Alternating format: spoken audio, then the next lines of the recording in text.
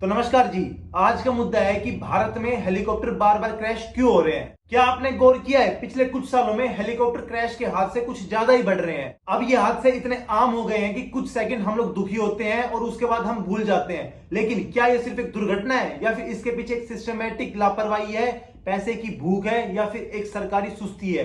तो आइए हम इसे डाटा से एनालाइज करके देखते हैं, जानते हैं इसके बारे में।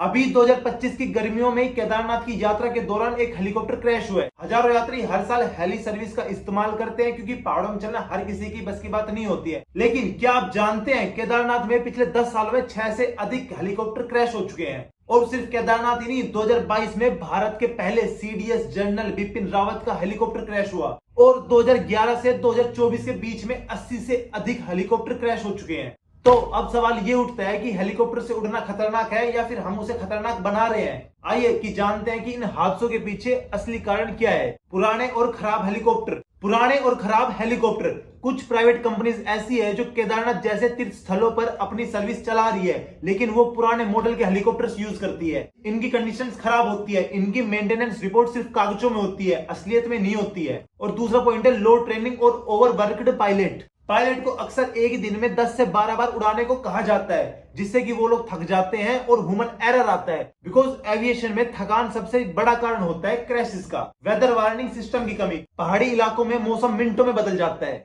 लेकिन कई बार ग्राउंड स्टाफ के पास ना ही अपडेटेड वेदर की जानकारी होती है और ना ही रडार सिस्टम की जानकारी होती है। पायलट बस अपने अंदाजे से उड़ाते हैं और यही है जोखिम भरा काम होता है। अब चौथा पॉइंट आता है maintenance. DGCA directorate general of civil aviation की रिपोर्ट्स के अकॉर्डिंग ये बताया जाता है कि कई छोटी कंपनीज झूठी रिपोर्ट्स बनवाती है मेंटेनेंस की। खर्चे बचाने के लिए वो अपने पार्ट्स चेंज नहीं कराते हैं हेलीकॉप्टर्स के या एविएशंस के, और जब हादसे हो जाते हैं तो उसके बाद उनसे जानकारी ली जाती है। अब सोचिए कि कोई बुजुर्ग पूरी श्रद्धा से यात्रा के लिए निकलता है, वो ये नहीं सोचता है कि हेलीकॉप्टर अनसेफ हो सकता है, उसके लिए ये सिर्फ एक भगवान का रास्ता होता है। लेकिन जब ऐसी लापरवाही हादसे में बदलती है तो इसका जिम्मेदार कौन है, कौन रिस्पॉन्सिबिलिटी लेता है इसकी? हर बार सरकार बस एक इंक्वायरी बैठा देती है, 2 से 3 ऑफिसर सस्पेंड हो जाते हैं और फिर मामला साइलेंट। बस कोई पूछताछ नहीं करता है, 2 दिन के चौचले होते हैं, उसके बाद सब शांत हो जाते हैं। बस क्या मतलब? ये जो लोग मरे वो सिर्फ हेडलाइन बनकर रह जाते हैं और अगले साल वही पायलट, वही हेलीकॉप्टर, वही कंपनीज। भारत में हेलीकॉप्टर हादसे ये कोई नए या फिर एक्सीडेंटल चीज नहीं है, ये सिर्फ एक सिस्टम फेलियर है। जरूरत है कड़े नियम की, सरकार की ऑडिट की और सरकार की जवाबदेही की। तो अब सवाल आप लोगों से है कि आप लोगों को लगता है कि भारत में हेलीकॉप्टर यात्रा सुरक्षित है? क्या सरकार को तीर्थ क्षेत्रों में हेलीकॉप्टर सिस्टम के लिए कोई कड़म नियम लाने चाहिए या फिर लाइसेंसिंग लानी चाहिए? कमेंट में जरूर बताइए। और आपको ये जानकारी जरूरी लगी तो वीडियो को कमेंट, लाइक और शेयर करना ना भूलें, ताकि एक आवाज बदलाव की वजह बन सके।